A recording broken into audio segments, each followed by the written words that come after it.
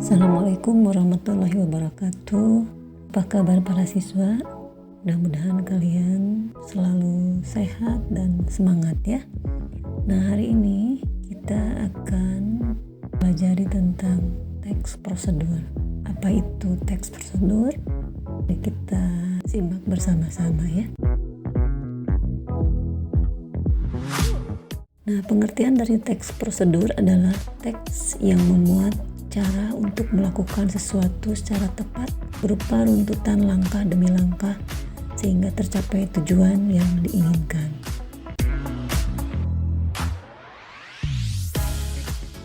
Nah, jenis-jenis teks prosedur itu ya, dilihat dari langkah-langkahnya ada 3 ya. Satu, teks prosedur yang sederhana, biasanya hanya berisi langkah-langkah yang sederhana, terdiri dari 2 sampai 4 langkah saja ya dalam melakukannya. Misalnya contohnya langkah-langkah atau prosedur mengambil uang di ATM, atau misalnya cara menghilangkan jerawat misalnya ya.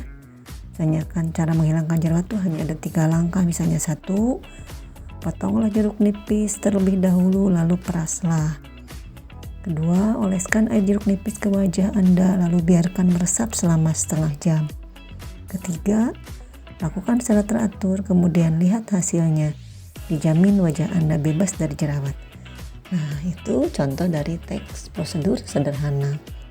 Kemudian yang kedua adalah teks prosedur kompleks ya. Mengapa disebut kompleks? Karena teks tersebut berisi prosedur atau langkah-langkah yang banyak ya. Dalam melakukannya itu banyak langkah ya. Contohnya misalnya cara memperpanjang STNK, kemudian prosedur pembuatan KTP itu ya. Nah, jadi banyak langkah-langkah yang harus kita tempuh. Kemudian yang ketiga adalah teks prosedur protokol ya. Teks prosedur protokol itu berisi langkah-langkah yang urutan langkahnya itu bisa diubah ya. Contohnya misalnya ketika kita membuat teh manis atau mie instan.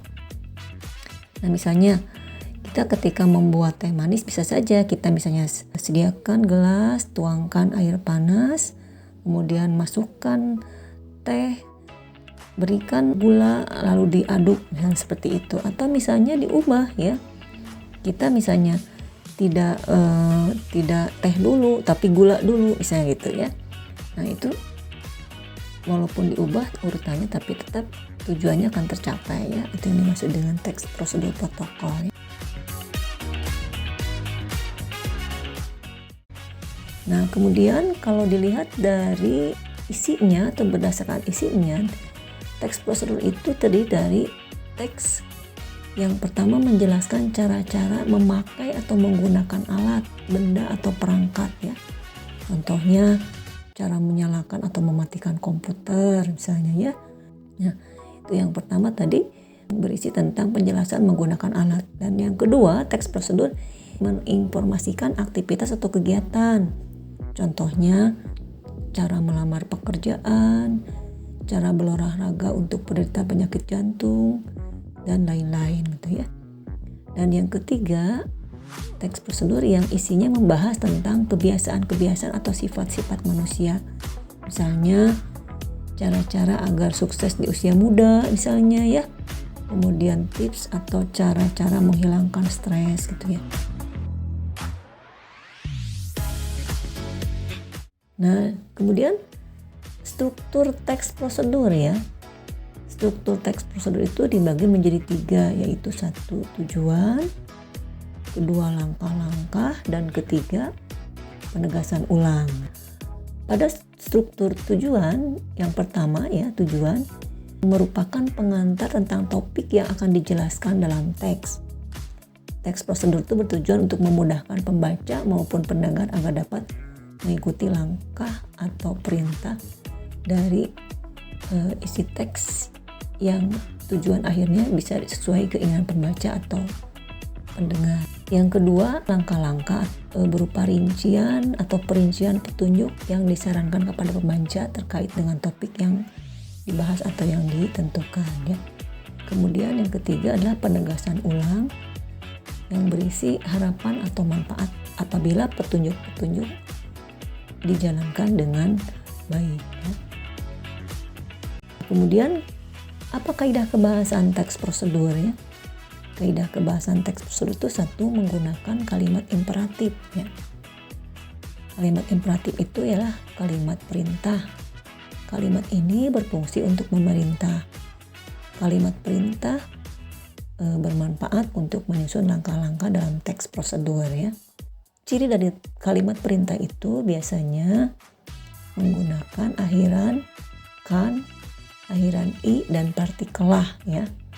Dan kemudian dalam penulisan diakhiri dengan tanda seru ya di akhir kalimatnya. Contohnya misalnya bentuk dasarnya pasti, kemudian menggunakan imbuhan kan ya, akhiran kan, jadi pastikan ya. Kemudian bentuk dasarnya hindari, bentuk dasarnya hindar gitu ya. Kemudian menggunakan imbuhan atau akhiran i, jadi hindari ya. Kemudian contoh berikutnya misalnya kata dasarnya buat, kemudian tambahkan partikelah, jadi buatlah gitu ya. Kemudian kaidah kebahasaan yang kedua adalah menggunakan kalimat deklaratif ya. Kalimat deklaratif disebut juga kalimat pernyataan. Kalimat ini berfungsi untuk menyatakan informasi atau berita dalam teks prosedur. Kalimat deklaratif bermanfaat untuk menyusun teks prosedur pada bagian pengantar. Bagian pengantar ini sangat penting karena membuka isi teks, mencantumkan tujuan, serta menjelaskan bagian informasi yang berkaitan dengan langkah-langkah ya. Misalnya contohnya nih, cara mencuci pakaian menggunakan mesin cuci 2 tabung. Biasanya di dalam struktur tujuan itu menggunakan kalimat deklaratif ya. Contohnya misalnya, pakaian merupakan salah satu kebutuhan utama manusia. Untuk menjaga kebersihan dan kesehatan, pakaian yang telah digunakan harus dicuci. Mencuci pakaian merupakan rutinitas yang biasa dilakukan, dan seterusnya. Kemudian dilanjutkan dengan ke langkah-langkah. Sebab biasanya kalimat deklaratif ini dalam teks prosedur merupakan pengantar menuju ke struktur yang berikutnya, yaitu tentang langkah-langkah. Nah, kemudian kaidah kebahasaan yang ketiga adalah kalimat interrogatif atau kalimat tanya ya. Kalimat tanya ini berfungsi untuk bertanya ya. Kalimat interrogatif bermanfaat untuk dalam teks prosedur. Kalimat interrogatif itu bermanfaat untuk menyusun teks prosedur pada bagian menuju langkah-langkah. Kalimat ini menghubungkan pengantar dengan langkah-langkah. Nah, ciri kalimat tanya itu menggunakan kata tanya, misalnya apa, siapa, mengapa, bagaimana, kapan, ya, berapa, dan lain-lain.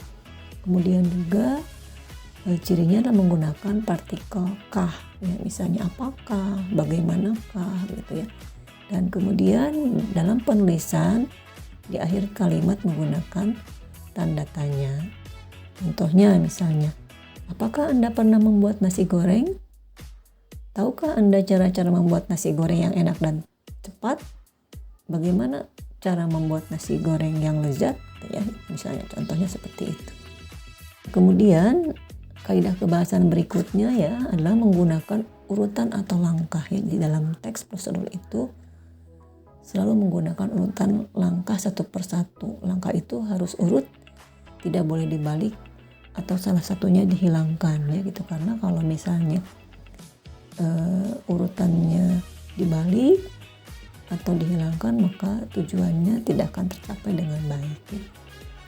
Kecuali yang tadi itu yang teks prosedur protokol itu ya, walaupun diubah urutannya itu tetap hasilnya tercapai ya.